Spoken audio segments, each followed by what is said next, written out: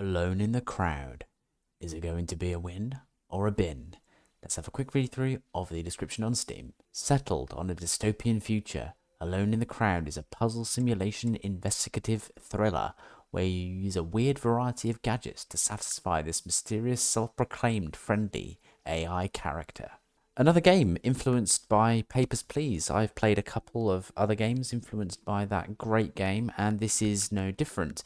However, the theme of the game, albeit in a slightly dystopian environment, is very much different. This is set in some sort of matrixy world where you seem to be compartmentalized into a box and plugged into various things, and this AI robot is getting you to do challenges, spying on citizens. You have to find CCTV images, find individuals within that, take information from photographs, get information from various other filing systems that you have to piece together who they are and find the document that this AI piece of machinery that talks to you wants.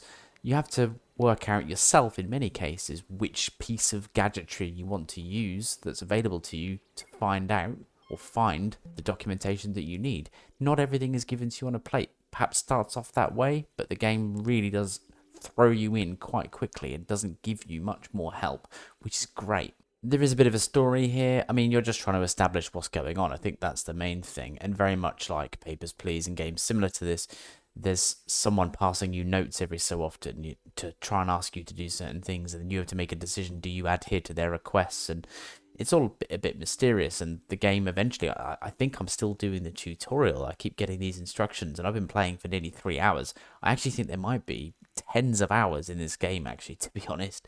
And more and more stuff just keeps becoming available to you to play with in terms of the gadgetry. So who knows where this ends? And the story is likely to develop.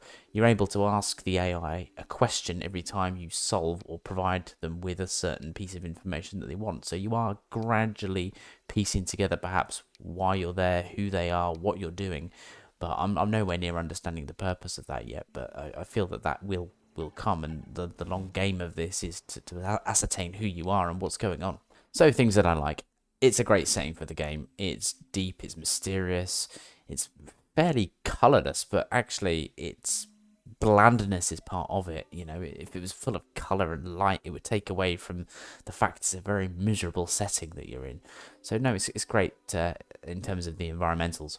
I like the way it builds up to different puzzles. So you start off with perhaps just a couple of gadgets to start checking up on your citizens, but you end up with, so far, I've got about 5 or 6 different pieces of equipment which you can use to, for example, trawl through hours and days of CCTV, use map referencing, use hologram imaging, use action cards and things like that. An action card is where you can actually see who's utilizing certain buildings, and you can see when they went in the building, when they came out of the building. You've got a population wheel where you can input lots of their criteria, from their name to their appearance to their body type, their skin color, and you can basically go through a wheel of citizens that fit that criteria to help you to try and solve everything. But the way that the different tools are introduced to you and the variation of those is absolutely fantastic. There's an abundance of things you can do here. It's incredibly challenging. As you go through this, it becomes less hand-holdy and rather much more about, I want this piece of information. Not even necessarily about a certain citizen, because they don't know who that citizen is. They just give you a small piece of information, and you have to then think, okay, I've got a map coordinate. Let's go and find that map coordinate. Let's go and then have a look on that map coordinate CCTV. I've got a description. This person has blonde hair, blue eyes. Okay, let's find someone who matches that at the time they were last seen, and then you can find them, and then you can print off some more information and go and find some more information from another one of your gadgets based on that information you've just found, and the whole thing stacks up and builds and builds and builds. But the challenge is there because you have to think what you have to do next to get the next thing that is going to give you the ultimate clues to get what you need at the end. As you can probably tell, I'm getting quite passionate about this game. In fact, I think it's fantastic. And you know what? The price. It's not even a full price at the minute because it's just come out. So there's a small discount. At the moment, it's less than £5. And to think that you're going to get potentially tens of hours worth of fun in this, it's a bargain. A full price is less than £6. It's crazy. It's nothing visually amazing about this, but it's it works. It's not clunky entirely. I mean, there's a couple of negatives I'll go to in a minute, but it looks good. It works. It flows. All the puzzles work, and it sets the scene brilliantly. And for that price, I don't think I've come across a game this economical in terms of price per hour. It's crazily good.